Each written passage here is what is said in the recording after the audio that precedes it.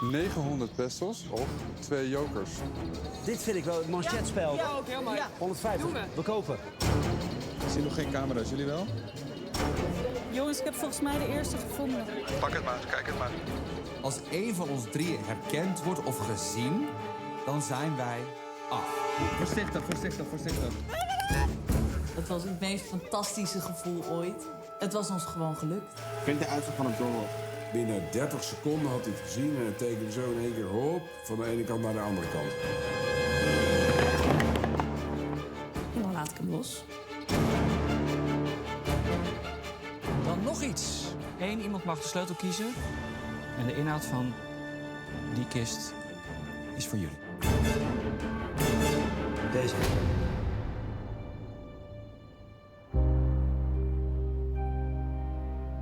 Door het pakken van een sleutel bepaalde Jeroen het lot van Babs, Jip en Justin. Die wachten in een afgesloten kist tussen hoop en vrees af op welk slot de sleutel past. Maar wie er ook terugkomt, het is de vraag hoe de andere kandidaten zullen reageren. Want hoe leuk een reunie ook is, er komt wel een concurrent bij voor de overwinning. Die door het rode scherm en door informatie van de andere afvallers misschien wel weet wie niet de mol is. Hoe zal dat vallen? Jeroen, je hebt zojuist een sleutel gekozen. Die past op een van deze 3 kisten.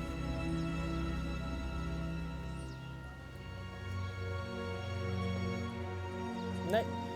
Misschien een andere?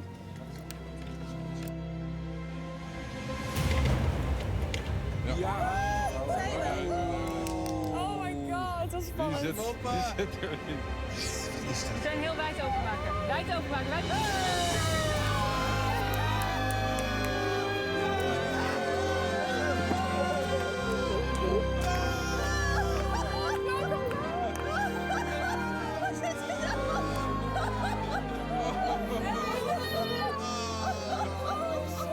Oh, waar zitten die andere 2 daar? Sorry Jip, sorry Justin. We love you. Dit is echt zo ziek. Dat is zo kut. We mogen die kant op, jongens. Holy shit. Jip en Justin, als jullie daar zitten, we love you. Houden van jullie.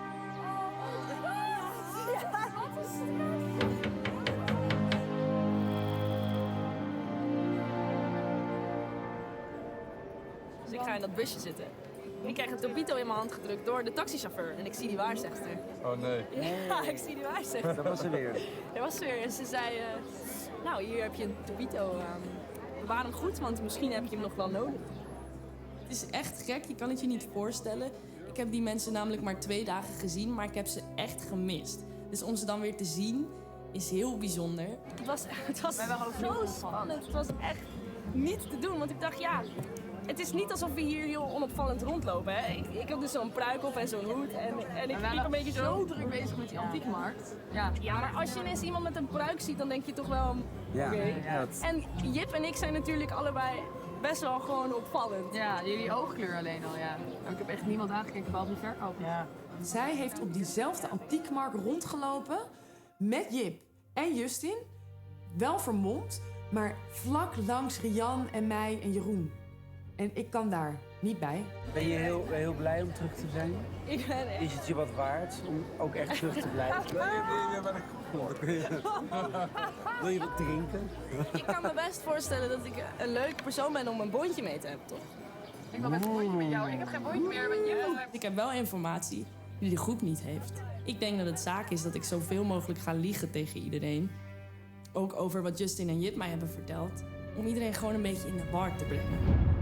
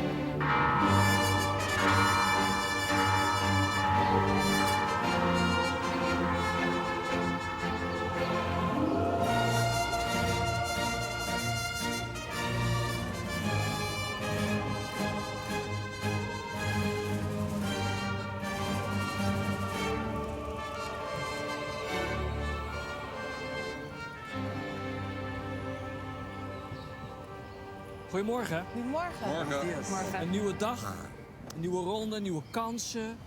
Min of meer ook een nieuwe samenstelling van de groep. Welkom terug, Babs. Dankjewel. We houden het vandaag simpel. Dit keer mogen jullie mij vertellen wat jullie kunnen verdienen. En als jullie aan het eind van de opdracht het juiste bedrag noemen, dan gaat dat in de pot.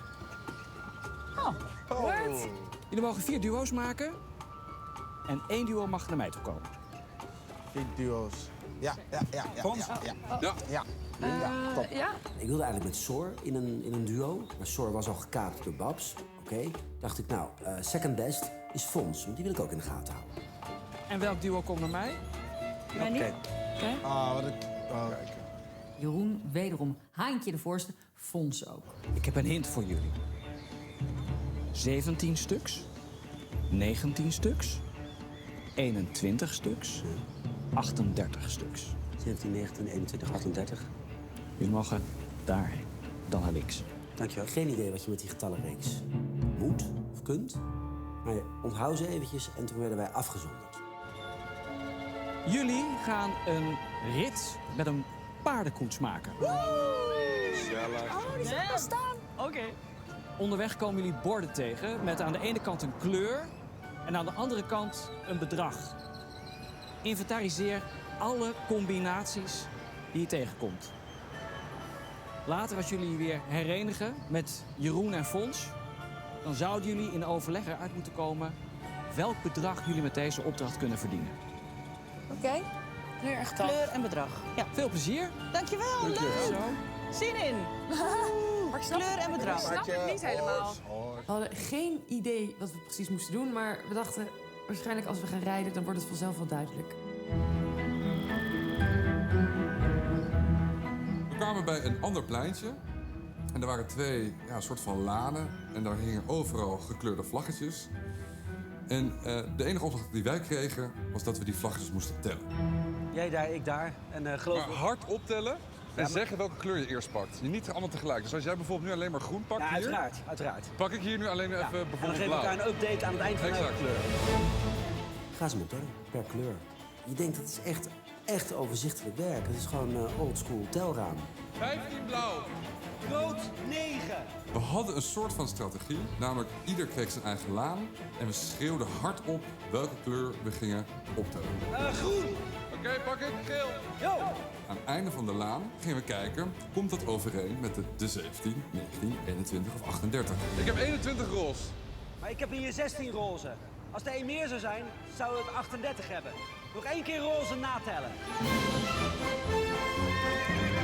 Vamos a la playa, chicos y chicas. Dus we gingen allemaal in ons rijtuig zitten. We kregen een kladblok en een stift en een porto. En daar gingen we. Oké, ik ben heel benieuwd wat we gaan zien. Wat schrijf je eigenlijk op? Kleur? De kleur en dan het nummer eraf. Jij ziet denk ik de kleur en dan zie ik denk ik het nummer. Ja, of die moeten we vragen aan de ander, hè? Wij kregen de opdracht om gekleurde bordjes te zoeken. Op die gekleurde bordjes stonden bedragen. Dat moesten we noteren. Dus de kleur van het bordje en het bedrag. Ik zie een oranje bordje. Babs voor iedereen. Wij zien een oranje bordje naast een soort van hek met heel veel kleurtjes. Oké, copy that over. Oranje bordje. Oh, iedereen gaat een andere... Oh, we gaan een andere kant op. Ja. Ik heb 15 roze. Ik 24. We komen op 39, is het ook niet. We hebben 17 groen. Ja.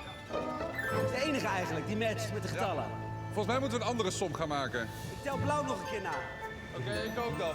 We starten samen steeds met dezelfde kleur. 6, 7. Hij aan de linkerkant, ik aan de rechterkant. 19. konden we het ook heel erg gauw eens over worden.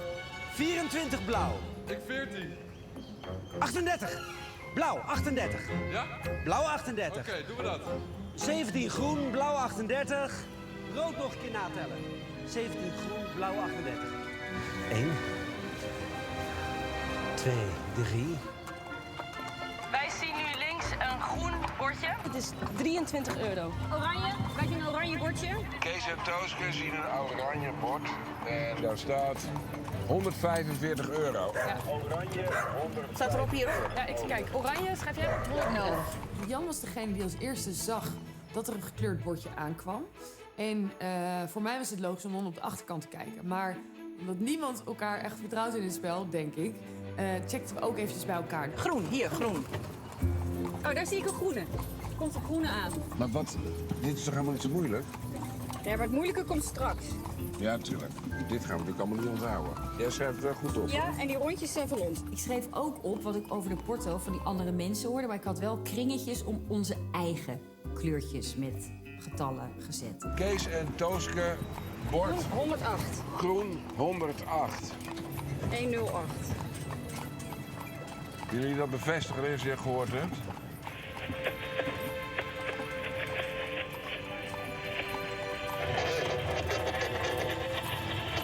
Fuck nu dit. 2 mensen varen tegelijk. Ik sta helemaal niet wat zij zeggen. Ik ook niet. Dat bereik is niet te ver. Dit wordt de verwarring. Kan iemand dit nog horen? Na een tijdje werd de verbinding slecht. Dan kun je dus niet meer communiceren. En wij hadden natuurlijk geen idee wat er precies zou gebeuren als we aankwamen. Ja, dit is zeker week 13. 5, 6. 6 geel. Ah, 13. Plus 6, 19. Dus in volgorde is het groen, geel, 21 missen we, Ja. blauw. Exact. Oké? Tel jij oranje. 1, 2, 3, 4, 5, 6, 7, 8, 9, 10, 11. 11. 10. Ja. Dan is dus oranje 21. Groen, geel, oranje, blauw. Klinkt heel simpel. Geel-groen was het toch? Nee. Ja, maar volgens mij halen we groen en geel nu door elkaar. 6. Maar wat een chaos. Hoeveel? Ik heb 9. Hoeveel heb jij? Het bleek dus veel ingewikkelder te zijn dan je denkt. Maar vooral, ik vertrouwde op een gegeven moment mijn eigen waarneming niet meer. 17, 18, 19, 20. We komen op 20 nu. Samen. Wat hij allemaal had geteld, het klopte voor geen ene meter. Ik dacht, ik moet dat echt even gaan controleren. Dus op een gegeven moment gingen we ook draaien. En zat ik op een gegeven moment op zijn laan en hij op die van mij. Geel is hoeveel volgens jou? Volgens mij, net hadden we 19 in totaal. 19, ja. Natellen? Ja. Geel natellen. En toen bleek dus toch de groen en de geel niet te kloppen. Dus dan gingen we weer veranderen. Het zijn er 7. 13. 7. Ja, dan moet het 12 zijn. Nou, tel na, ik tel er 13. Op een gegeven moment was ik echt ergens van overtuigd van een bepaald getal. En Fonsie zei, nee hoor, nee hoor. Nee, kijk maar, kijk maar. Het zijn er 6, Fons. Hè? Het zijn 6 gele vlaggen. Echt, ik tel net het 7. Kom op, man. 1, 2, 3, 4, 5. En toen telde ik ze na. Oké, 7. My bad. Het zijn er 7. En dan is het helemaal raar als je heel boos loopt te doen. Terwijl je het gewoon zelf niet zo goed doet. Paars. Hier, links. Paars. Dat is toch roze? Ja, roze. Dat is roze.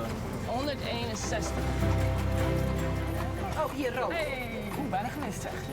Oh, 34. Iemand in bereik? Geel 122. Ik denk dat we op een gegeven moment gewoon een kleur moeten uitkiezen met de hoogste bedragen. Oh. Denk je dat we alles per kleur moeten doen of per totaal? Weet ik niet. Er komt nu een blauwe aan. Ik denk dat we dat pas aan het einde van de rit. Moeten we dat nu al gaan beslissen? Paars 46. 46 vind ik een klein getal. Nee, roze is het. Oh, roze. Kees? Sorry. Loop je ook steeds te mollen, hè? Ja, je loopt te mollen. Ja, wat mollert van me. Toch sta je hoog op mijn lijstje. En je bent er gewoon niet vanaf. 16, 17, 18, 19... 13 hier. 20, 21, 21, 34. Roze niet. Nee, maar dan hebben we dus geen 17. Gaan we nog een minuut? Ja, wat gaan we doen? Welke kleur kunnen we nog pakken? Rood. Rood nog een keer. 1. Geel was op een gegeven moment 19. Oh nee, toch 17. Nee, wacht, het is 19. 3, 4... Echt alleen rood tellen, hè? 5, 6, 7. Oké, rood. Voor 17. Ja.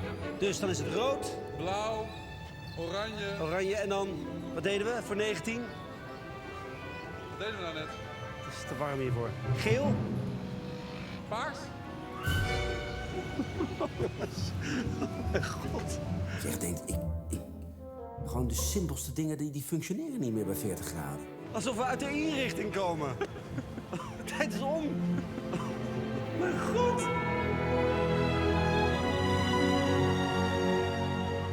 Thanks. Gracias. De rit was klaar. We kwamen allemaal bijeen. Met onze briefjes. Vertel, wat moet hier gebeuren? Oké, we hadden dus een aantal getallen gekregen. Ja. 17, 19, 21, 38. De kleur van de vlaggen moet corresponderen met een van die getallen. Ja, wij denken blauw is 38, oranje is 21. Ja. En van 19 en 17 weten we het niet Waarom zeker. denken jullie dat? Omdat we de vlaggen hebben geteld. Meerdere Alleen het keren. was elke keer weer net even anders. En je hebt nuances van kleuren. Het lijkt echt simpeler dan je denkt. Eigenlijk moesten wij iets bij het feit dat zij hadden geteld en wij hadden ook geteld. En dat moest dan op een bepaalde manier samenkomen. Ik denk dat we op onze getallen op die 17, 19, 21, 38 moeten uitkomen. Ja. Dus jullie moeten de info aanleveren waarmee we bijvoorbeeld gaan aftrekken. Dus Of- de oranje weten jullie zeker. Ja. Dus laten wij eens Ik even... tel oranje even bij elkaar op. Dat is 367 plus 200, nee, plus 21 is... Anna, die komt met een soort kladblok. Het was echt alsof ze de atoombom opnieuw aan het uitvinden was. Met allemaal berekeningen door elkaar heen. 500 is 787. Ja. En nu komt die 21 van jullie. Moet dat er dan bij op of er vanaf? Nee, want dat is geen geldbedrag. We gingen bedragen nog bij elkaar optellen. Dat bedrag wat zij aan vlaggetjes hadden, er nog weer aftrekken. Iedereen was oververhit, zweterig en wisten niet wat te doen. En daar was Rick al. De tijd is om, jongens. 85. Er staat iemand. 502 Kandidaten. Ja. Welk bedrag hadden jullie met deze opdracht kunnen verdienen? Ja, ik denk oranje 565. Dat is het enige getal dat ik nu weet. Nou, waar dat bedrag vervolgens vandaan kwam, het was echt... Het was zo eenvoudig. Nee. Jullie hoefden alleen maar te tellen. Ik heb jullie een hint gegeven. 17 vlaggetjes verwijst naar geel. Ja. 19 verwijst naar blauw. 21 verwijst naar oranje. 38 verwijst naar groen. Ja. Als jullie die kleuren bij elkaar hadden opgeteld, zouden jullie op 2008 zijn gekomen. Oh, dus Dat was het bedrag dat jullie hadden kunnen verdienen. Helemaal niks. Oh, kut. De kleurenvlaggetjes die Fons en Jeroen hadden moeten tellen, die correspondeerden met de kleurenbordjes die wij uit de andere teams bij elkaar op hadden moeten tellen. Dus dat waren 4 kleuren en bij elkaar opgeteld had dat moeten zijn niet €565, maar €2008. Nou, lekker gewerkt, jongens. Oké. Komen jullie allemaal op het huwelijk? High five, wel Er is echt iets wat we niet goed doen als groep. We slaan gewoon een beetje op tilt of zo.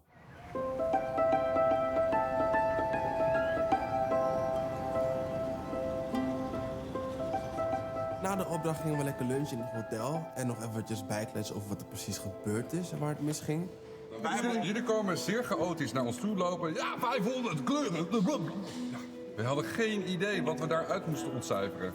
Als je een opdracht krijgt, niet nadenken. Voer de taak uit. Ga niet interpreteren. Ga niet achter je eigen theorie aan. Eerlijk gezegd, jullie hadden echt het lulligste taakje van alles. Tel de vlaggetjes. Het lulligste datum. Tel die plaggetjes. Dat is niet gelukt. Nee, het was leek zo echt- simpel. Het was leek echt zo- heel leek zo moeilijk. simpel. Kees, Maar het is het wel was heel moeilijk. een beetje kleuterklasje. Nee, Iedereen zat gewoon met vingers te wijzen naar elkaar. We kwamen ook niet echt verder, omdat iedereen wel iets verkeerds gedaan. Niet wij, maar iedereen wel.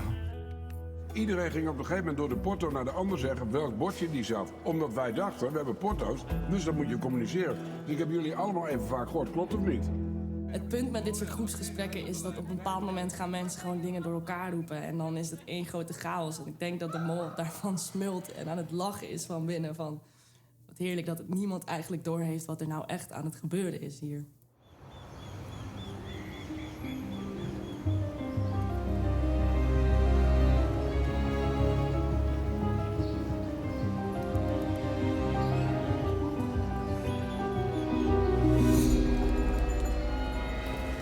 En toen gingen we lopend op weg naar de volgende opdracht.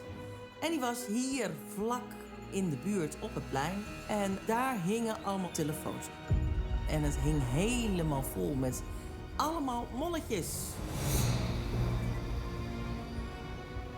Grote molletjes hingen aan draden. Het was één grote gezelligheid. Het zag er echt heel erg gezellig uit. Ik pak deze.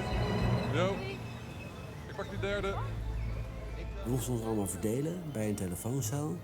En dan zouden wij via die telefoon instructies krijgen. Ja. Hallo? Kandidaten. Heel veel geld verdienen of heel veel geld verliezen. Bij deze opdracht kan het twee kanten opgaan. Op het spel staat €38.640. Niet eerder in de geschiedenis van Wie is de Mol kon je bij één opdracht zoveel geld verdienen. En jullie hoeven alleen maar uit te vinden waar dat geld is. Jullie krijgen zometeen een heleboel telefoontjes. En die vertellen je welke piñata's je kapot moet slaan. Daarin zit informatie over de locatie van dat geld. Maar let op, sla niet de verkeerde piñata's kapot, want die kosten geld. €250 per stuk. Jullie hebben 45 minuten. Maar let wel, je hebt 15 minuten nodig om naar de plaats van bestemming te komen. Daarvoor staat een Mahari klaar. De penningmeester mag met een andere kandidaat met die auto naar de plek van jullie keuze. Succes!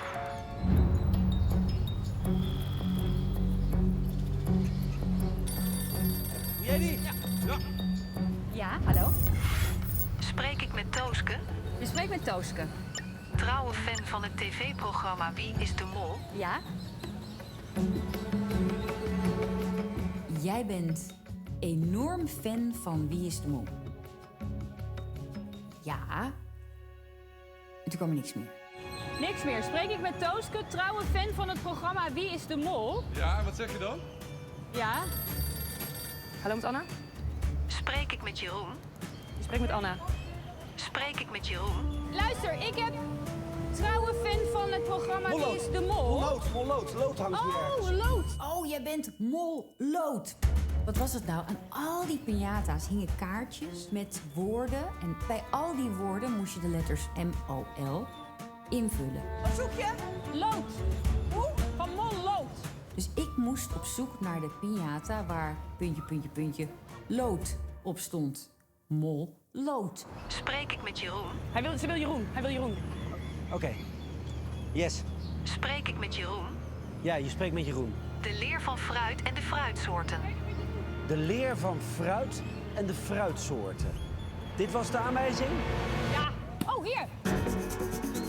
Nou, dit is een mollood. Ja. Ja, mollood. De leer van fruit en de fruitsoorten. De leer van... Godsamme.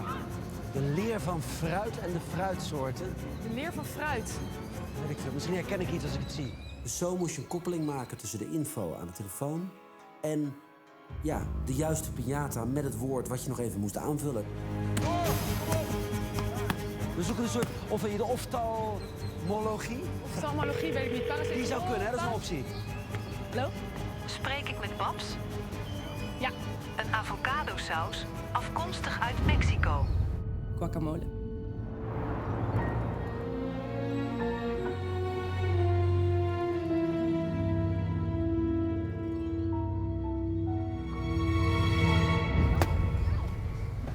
Kom op. Harder. Oh, Jezus. Deze krengen zaten echt super stevig in elkaar. Weet je dit zeker? Nee, ik weet het niet zeker. Wat moet je het allemaal doen? Want straks komt er min geld uit. Waarom gaat het stuk? Ik heb mijn piñata opengekregen met bruut geweld. En ik kreeg een deel van de route te zien. En de bedoeling was dat wij uit die piñata's die we stuk sloegen, stukjes kaart moesten halen. En die moesten we dan matchen met de grote kaart. En dan zou er een route ontstaan. En dan zou je de hoogste prijs ever uit Wie is de Mol winnen. 38.640 euro.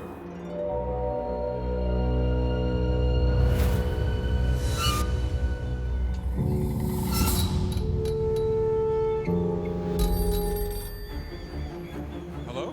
Spreek ik met Fons? Ja. Met Jeroen. Spreek ik met Rosario? Nee, komt eraan. Rosario! Waar? Hier! Ja, hij gaat niet stuk! Hoe heet de bladeren van een paardenbloem? Die moet ik kapot slaan. Paardensla. Paardensla. Vogelverschrikker. Oké. Vogel. Ze zijn alleen maar vogelverschrikker. Vogelverschrikker? Dat is het enige wat ze zijn. Met 440 kilometer de langste rivier van Tsjechië. Ja, dat is echt heerlijk. Alle frustratie kon ik even helemaal kwijt op die piñata mol.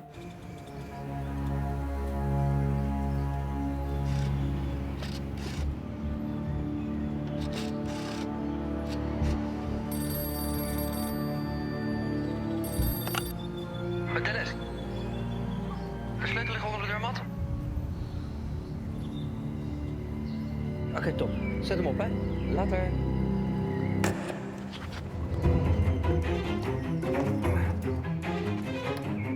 Yes. Let's go.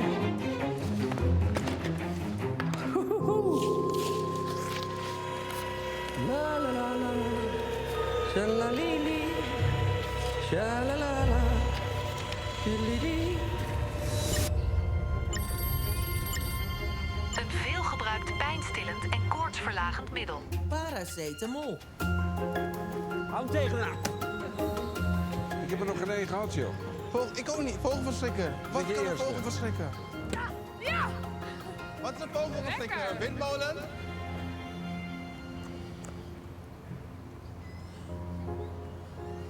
Er zat helaas een briefje met min 250 euro met het hoofd van Sor erop. Kut, ik heb het verkeerde. Een briefje. En nog 16 briefjes. Zonde, hè? Goh, wat zonde. Ja, kom hier. Homoloog. Homoloog. Pomologie. Kalendermol. Jeroen. Yes. Yes. Jeroen, ondertussen. 3 wind, een wind, 3 turbines om geld op te wekken. Min 250. Er moet 250 euro uit de pot. Waar staat die mol? Mol. Rian, hier. Rian komt er aan.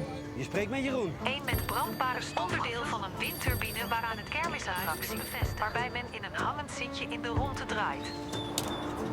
Onderdeel van een windmolen waar het kruis aan vast zit. Neem je tijd, hè, Fons? Vogelverschrikker. Ik snap het echt niet, hè? Hallo? Een natuurgeneeskundige behandelwijze die als politieagent vertrouwd aanrekening met zoiets kunt berekenen.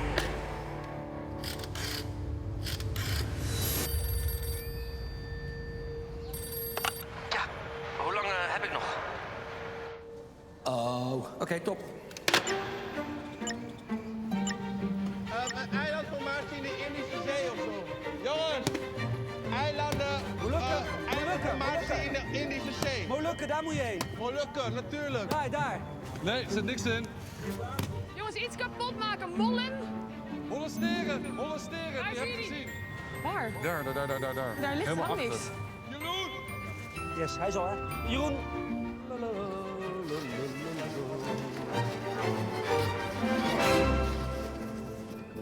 Hangt hier niet, Fons? Nee? Nee. Je moet verder naar achter. Oh, daar! Ja.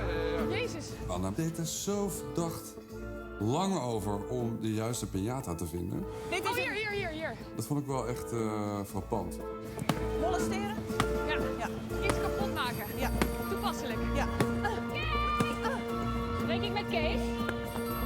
Met Kees. Rian! We moeten bij elkaar gaan komen, jongens, voor die kaart. We hebben 5 minuten nog. Hoe lang heb ik nog?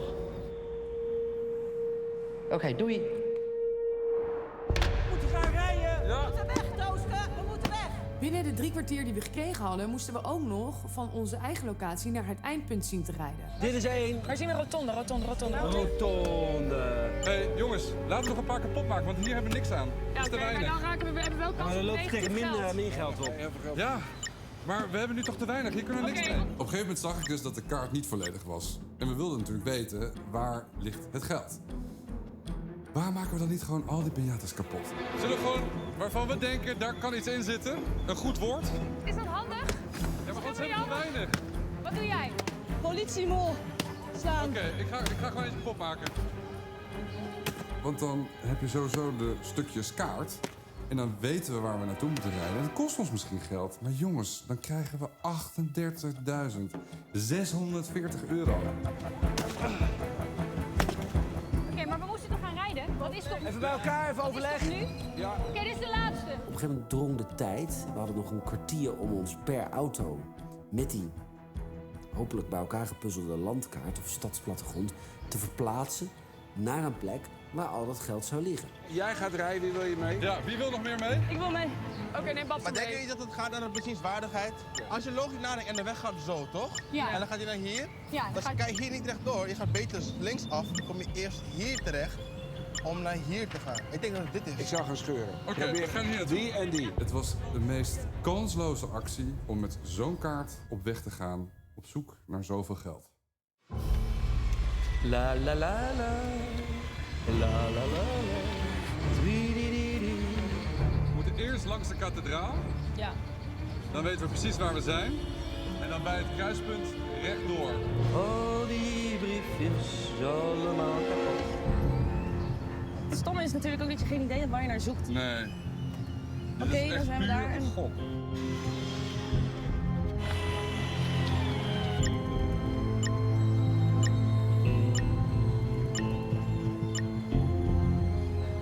We hebben werkelijk geen idee waar we heen moeten. Want de kaart die we hadden sloeg echt helemaal nergens op. En als het goed is, moet dus dan daar links Oké. het huis zijn. Dus left? Ja.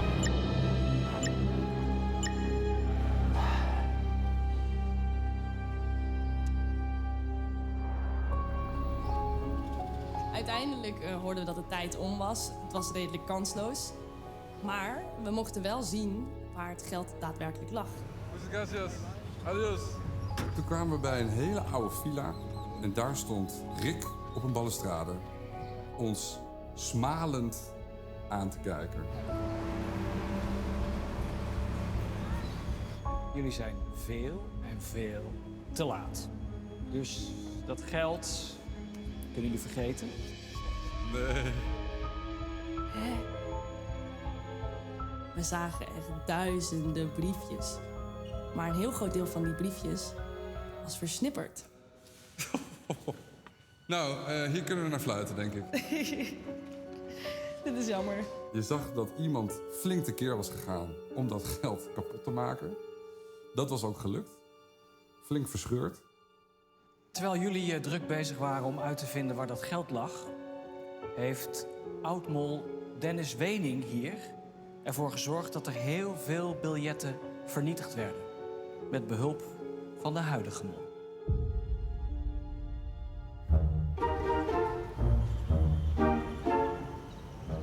Daar komen ze. Ja? Zo? Ja, daar komen ze, Anne. Oké, let's go. Nee, dat zijn ze niet. Hé, jullie ook hier. Dennis! Nee, wat is dit? Zet hem op, hè, jongens. Jullie kunnen het. Geloof je jullie. Dennis! Doe normaal. Hij was de mol. Hij was de mol. Hij was de mol in Mexico. In Mexico. Hij was hij was voor hier dit de seizoen mol. de mol. Jullie hebben dus helemaal niks hier aan. En op het plein hebben jullie ook nog 7 verkeerde piñatas kapot gemaakt. Dus, Fons, Nee. ik krijg nog 1750 euro voor jou. Ik kan me voorstellen dat je dat nog niet bij je hebt. Dus ik hou dat nog te goed. Fijne avond. Nou, dat gaan we zeker niet hebben. Maar denk je dat Dennis gebeld heeft? Met de mol. Ah. Dat de mol hier niet was? Dat zou te raar zijn. Ja. Dat kan niet. Nee. Hij heeft gebeld met de mol. We dachten echt, hoe is dit mogelijk?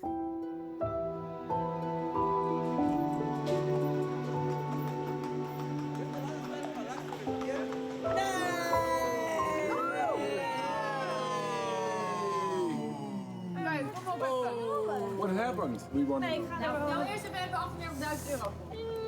Nee. En sterker nog... Hebben we iets gewonnen? Nee, Nee. min 1750. Wat? 1750? Nee, Er hoe zijn kan dat? 7 piñatas verkeerd geslagen. €1750 uit de pot. Maar we mochten wel in de villa kijken. Die was helemaal leeg en verlaten. En wat zagen we? €38.000 versnipperd op de grond. Nee. Ja. Deze dag slaat alles. We hadden echt de jackpot kunnen pakken. Jackpot met hoofdletters. En in plaats daarvan betalen wij een boete met hoofdletters. Het is echt beneden alle pijl. Ik vind het heel moeilijk te herleiden waar het aan ligt. En Rick gaf aan dat een oude mol het geld heeft versnipperd. Nee. Dennis Wening had dat gedaan. Fons wist te vertellen dat dat bedrag, €38.000, het bedrag was dat hij toen uit de pot wist te houden als mol zijnde. Maar er was nog iets. De oude mol heeft contact gehad met de mol van nu. Op het plein. Op het plein. Want hij had dus een telefoon. En hij kon bellen met alle deelnemers. En heeft dus de mol gesproken. Ah. Wie is dus de... Jij hebt het laatst geslagen. Sorry dat ik je meteen aanspreek. Maar jij had echt super lang geen opdracht gekregen. Nee, klopt. Exact. Daar baalde ik van. Maar ik merk geen enkel bedroefd gezicht dat we €38.000 zijn misgelopen. Hallo.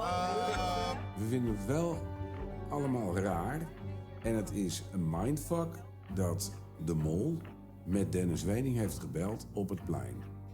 En Fons en Babs gingen ons heel erg erover uithoren. Vergeten dat zij ook op dat plein aan het rondrennen waren.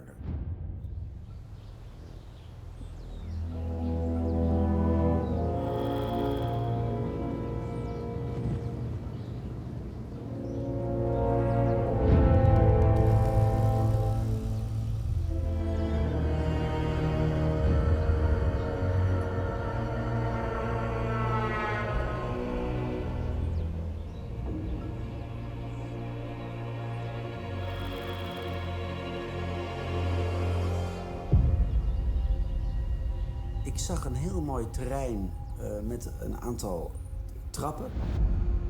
En daar stond Maya-priester Rick op ons te wachten. Jeroen, daar links staan 9 kistjes met daarin enveloppen.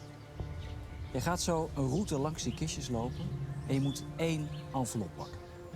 Oké. Op dit moment zit in een aantal enveloppen geld. Maar misschien heb jij ook wel interesse in iets anders. Een joker. 2 jokers. 3 jokers. Of een topito. Oh ja. Als je 2 kandidaten met een topito bereid vindt om samen een complete topo te maken, dan zouden jullie alle 3 een vrijstelling kunnen krijgen. Maar alles heeft een prijs, Jeroen. Hoe gretiger je bent, des te groter het risico dat die prijs hoog is. Als jij kiest voor een troef, 1 joker, dan moet je 1 envelop pakken.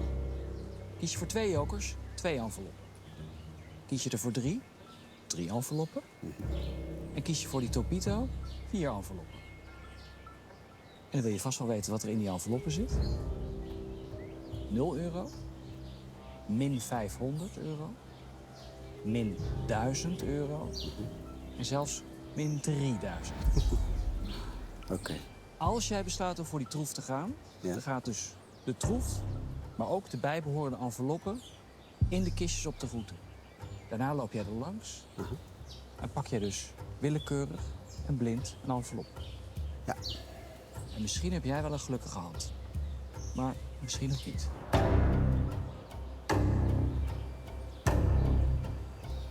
De topito. Dat betekent dat jij 4 enveloppen moet uitzoeken... die dus zo meteen op de route komen te liggen. Ik ging voor een Topito. Dat leek me leuk. Ik denk, ja, dat wil ik wel hebben. Een vrijstelling. En het is ook leuk als je een beetje kan samenspannen met mensen uit de groep... die hem misschien ook hebben. Dankjewel. De consequentie natuurlijk was dat die 4 enveloppen... verspreid over die tafels werden.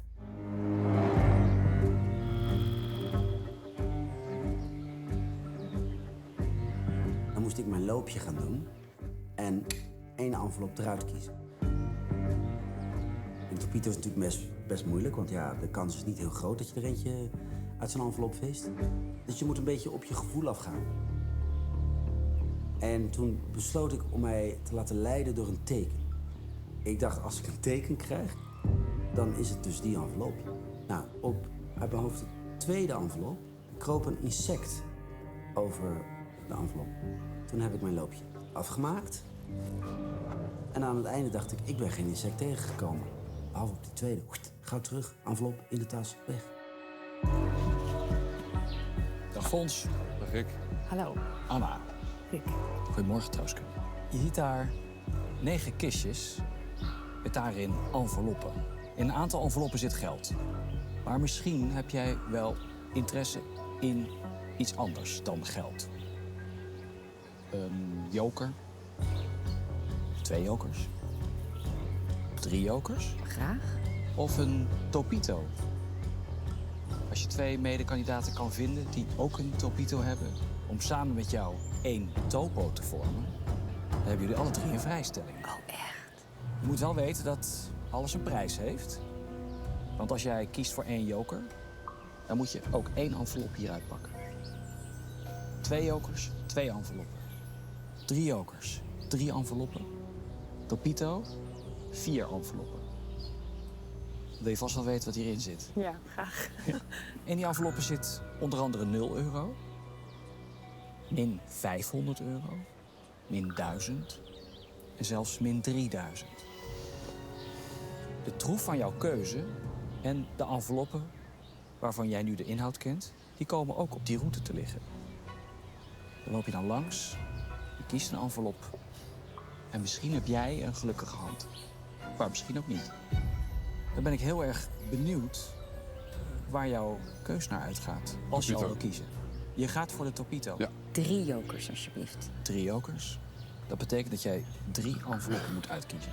Ze gaan me haten. Oké, ik neem deze.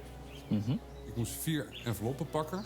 En die werden dus vervolgens in de kistjes neergelegd waar ik langs moest lopen. Ik ga voor 3 jokers.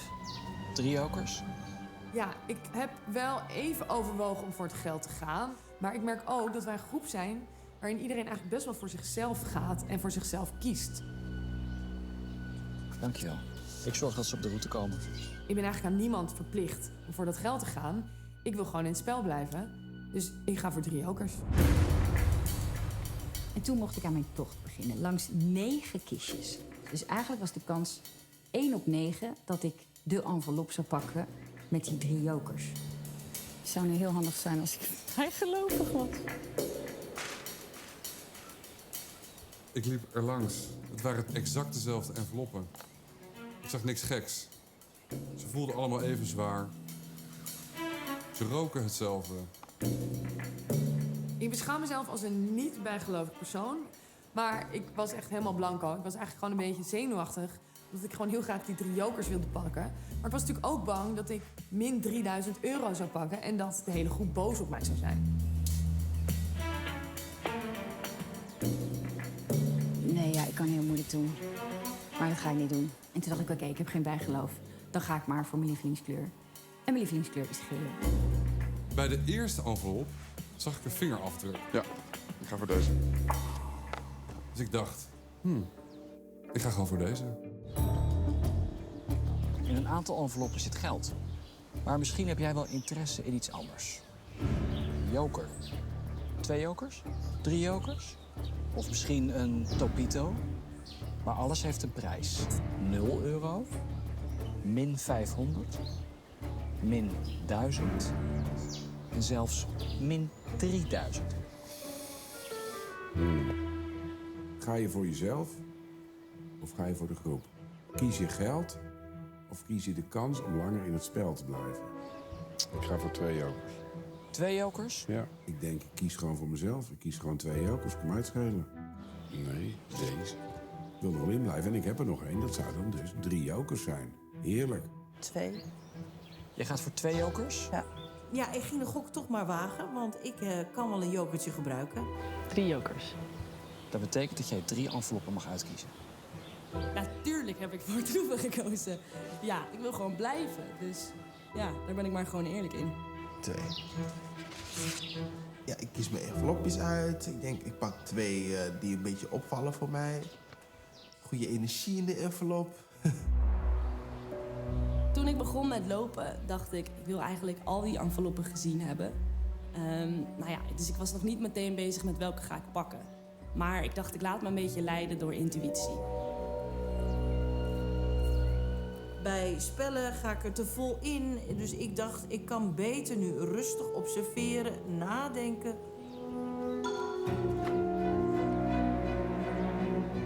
Ik ben niet bijgelovig. Volgens mij maakt het niets uit waaruit je kiest. Toen zag ik er wel een op het eind een beetje scheef staan. Die vond ik een beetje uit de toon vallen.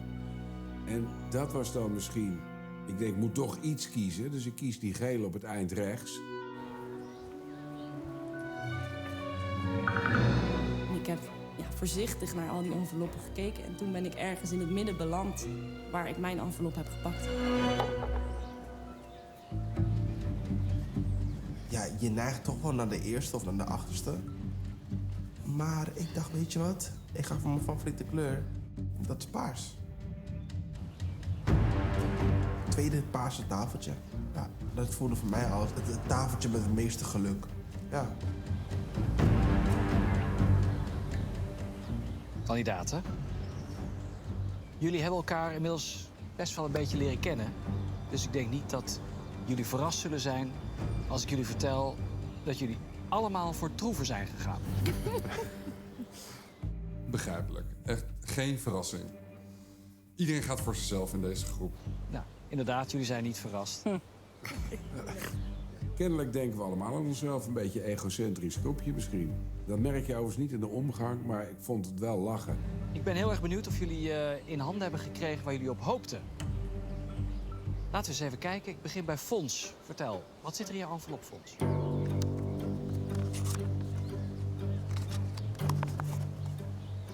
Niks. 0 euro. Ja. Oké. Rian. 0 euro. 0 euro. Babs. 250 euro. 250 euro voor de pot. Fijn dat je er weer bent. Graag gedaan. Welcome back. Anna.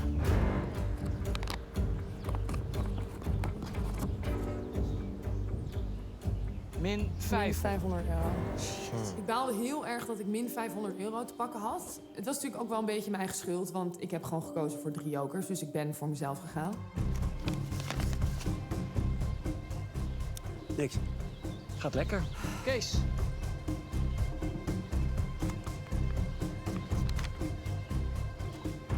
Nee. Niemand?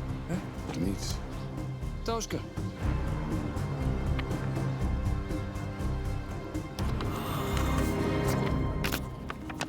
Wat? Hoeveel dan?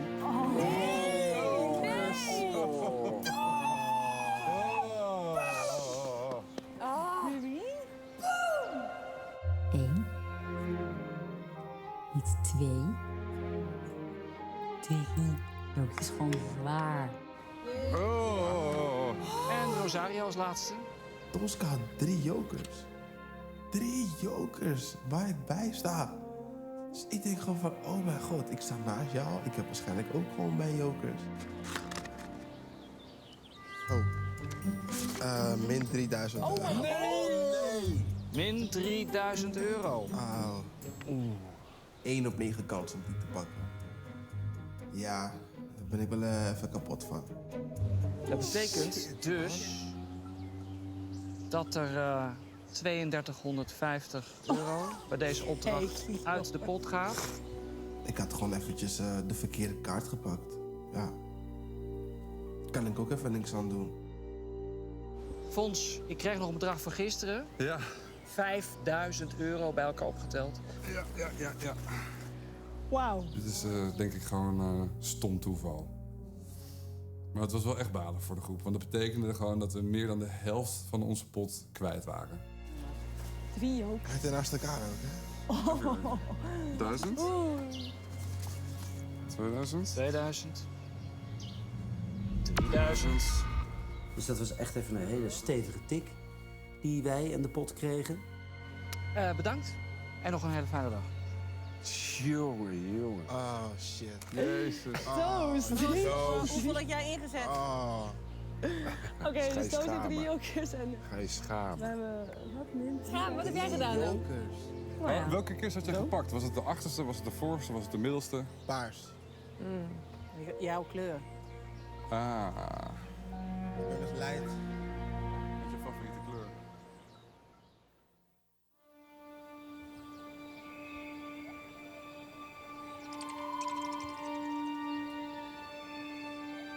Het is tijd voor de test. 20 vragen over de identiteit en het gedrag van de mol. Voor degene met de meeste fouten is het spel voorbij. De mol hoeft nooit naar huis. Ik ben zeker niet de enige met troeven. Fons heeft 2 jokers. Soor heeft minimaal 1 joker. Kees heeft 1 joker. Better safe than sorry. Ik ga er niet uit, omdat ik het niet heb ingezet. Ik ga spreiden over Soor, over Fons, Jeroen en Rian. Ik denk dat ik Anna loslaat. Afgelopen opdrachten waren we heel vaak allemaal alleen of in hele kleine teams. En dat maakt het gewoon moeilijker om te kijken wat iedereen doet. Dan moet ik het doen met de verhalen van andere mensen. Dus dat maakt het voor een test niet makkelijker. Dus ik ga het meeste zetten op Fons, Tooske en Soor.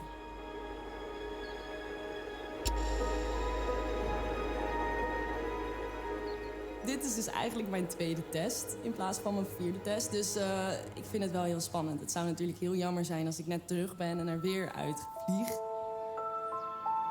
Eigenlijk wil ik het iets veiliger spelen dan mijn allereerste test. Ik wil spreiden, maar ik wil dat wel maximaal op 4 personen doen. Want ik heb het idee dat iedereen een beetje voor 4 à 5 personen gaat.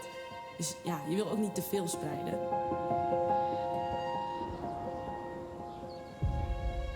Ik denk dat Babs een hele sterke positie heeft. Omdat zij weet op wie ze verkeerd heeft ingezet bij de eerste aflevering. Kan ze eigenlijk wel heel goed pinpointen wie de mol is. Ik weet van een aantal mensen dat ze een joker hebben. Dat zijn Kees, Tooske, Soor en ik. En als we allemaal een joker gaan inzetten, heeft de helft van de groep een voorsprong. Mijn hoofdverdachte is nog steeds Anna. Daarna komt Rian en Tooske een beetje. Rian is vaak wat op de achtergrond. En dat is gek, want ze is actrice. Ze wil graag haar theatraliteit laten zien en horen. En dat doet ze ook wel, maar vaak niet tijdens een opdracht. Mijn gevoel is dat ik vandaag naar huis ga. Maar eerlijk gezegd denk ik dat al 5 afleveringen. Soor is een hele slimme speler. Zegt de ene keer wat om te manipuleren. Zegt de andere keer weer helemaal niks. Kees is zo lekker met zichzelf bezig. En die staat er relaxed in. En daarom hou ik mijn ogen op hem gericht. Babs. Het is natuurlijk een moeilijk geval. Babs eruit, Babs weer erin. Hoe zit dat?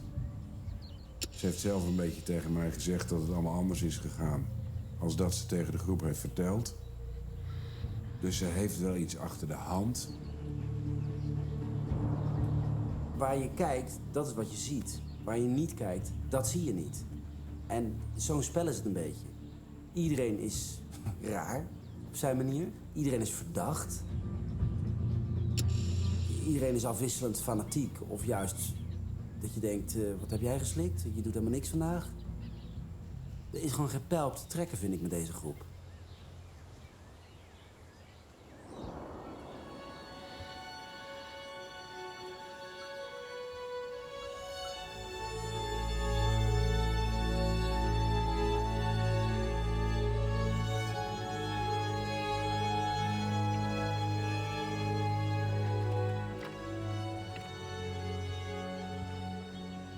Het is al even geleden dat we afscheid genomen hebben van iemand. Er is zelfs iemand teruggekomen. In de tussentijd is er veel gebeurd. Tijdens de fietstocht naar de antiekmarkt zijn er troeven verdiend. En ook bij de laatste opdracht zijn er jokers in het spel gekomen. En zijn volgens mij ook mensen wat wijzer geworden. Maar wie? We gaan kijken naar de testresultaten.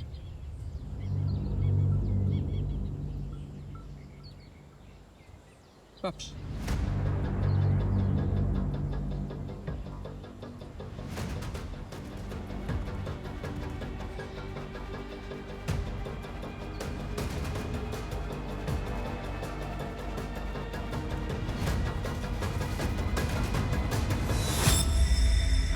Kijk eens aan.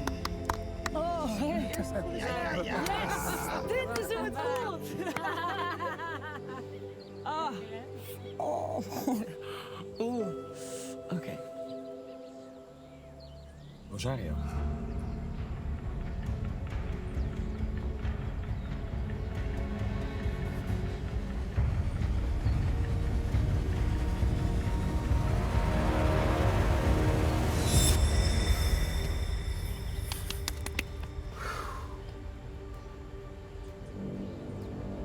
Anna.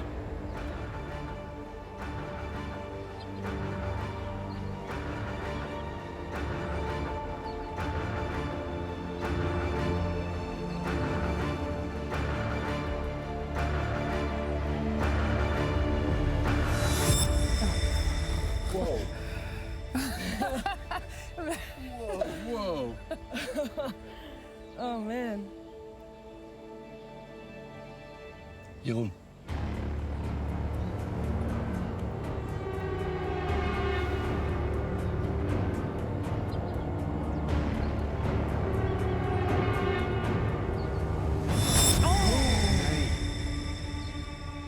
Ja. Oh. Dat wil ik niet. Het is. Ik wil het niet. Moeten jullie de Kut, menukaart zo. zelf doen, jongens? Oh, vriend. Die ga je nooit vergeten. Nooit. Jezus, hè? Potverdorie. Zet hem op. Ja. Jongen. Die houdt niet huilen. Ingebracht. Oh. Zet hem op. Dankjewel. Fucking jammer dat je gaat. Zet hem op, Gazi. Ja.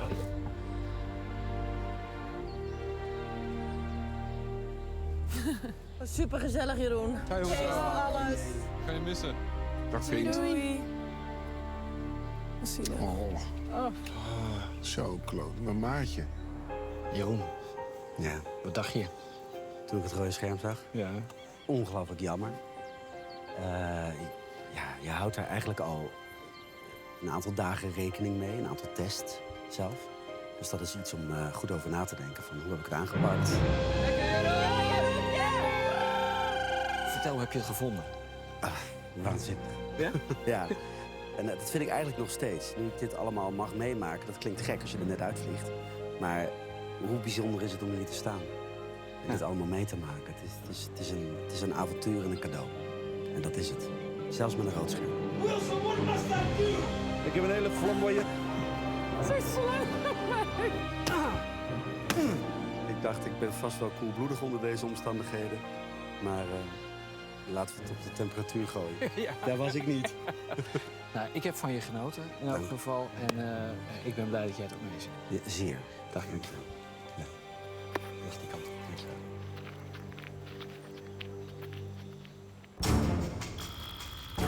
Het Maya-schrift kent 3 verschillende tekens. Meloen 0, zwarte stip 1, zwarte streep 5. Is dat duidelijk? Totaal niet, Kees.